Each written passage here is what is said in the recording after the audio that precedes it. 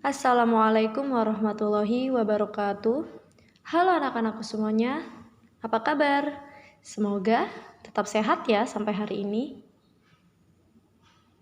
Oke, untuk hari ini Ibu acungkan plus buat kalian semua karena kalian masih tetap semangat untuk mengikuti kegiatan belajar mengajar walaupun kita tidak pernah sampai kali ini pun, sampai detik ini pun melihat secara langsung ataupun bertatap muka layaknya seperti belajar biasa.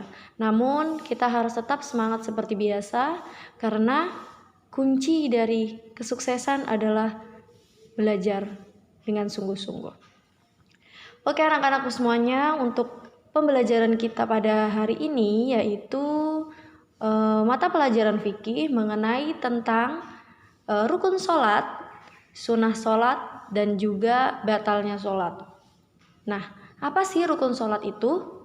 Jadi, rukun sholat adalah sesuatu perbuatan yang harus dikerjakan dalam melakukan sholat. Nah, ada berapa rukun sholat itu? Dengarkan dengan seksama ya anak-anakku semuanya. Rukun sholat terdiri dari niat, berdiri bagi yang mampu, takbiratul ihram, membaca al-fatihah, ruku dengan tumakninah, i'tidal, sujud 2 kali dengan tumakninah, duduk antara 2 sujud dengan tumakninah, duduk tasyahud akhir, membaca sholawat Nabi, mengucapkan salam ke kanan, lalu yang terakhir yaitu tartib. Yang kedua yaitu sunnah sholat. Jadi sunnah sholat adalah beberapa perbuatan yang dilakukan dalam proses sholat itu berlangsung. Nah, biasanya sunnah sholat berupa bacaan dan juga gerakan. Tidak semua bacaan dan gerakan sholat wajib dikerjakan. Ada juga yang ketika kita lupa tidak menjadi ataupun tidak membatalkan sholat. Nah, itu berarti yang termasuk dari sunnahnya sholat. Nah, diantaranya yaitu membaca ta'awudz, basmalah. Yang kedua, melafazkan niat, mengangkat tangan pada waktu takbiratul ihram, bersedekap, membaca doa iftitah, membaca surat pendek, membaca subhana rabbiyal azimi wa bihamdih pada waktu ruku, mengangkat tangan pada waktu i'tidal dan membaca doa, membaca subhana rabbiyal a'la wa bihamdih pada waktu sujud, membaca doa duduk di antara 2 sujud, duduk iftirasi pada waktu tasyahud atau tahiyat awal, membaca doa kunut pada sholat subuh, membaca bacaan tasyahud tahiyat awal, dan yang terakhir yaitu salam ke kiri. Dan itu beberapa sunnah-sunnah dalam mengerjakan sholat. Dan yang terakhir yaitu yang membatalkan sholat. Ketika kita sedang sholat, maka tidak boleh bercanda, mengganggu orang lain, karena perbuatan itu termasuk membatalkan sholat.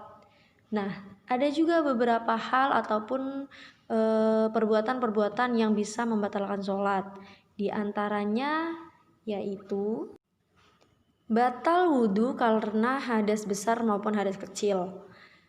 Yang selanjutnya, makan dan minum ketika sholat, berkata-kata yang bukan bacaan sholat dengan sengaja, lalu tertawa terbahak-bahak, bergerak 3 kali atau lebih berturut-turut dengan sengaja, menambah rukun yang sudah ditetapkan, terbuka aurat dan tidak sengaja ditutup, terkena najis, menghadap selain menghadap kiblat dengan sengaja, dan yang terakhir yaitu murtad atau biasa disebut juga dengan keluar dari Islam.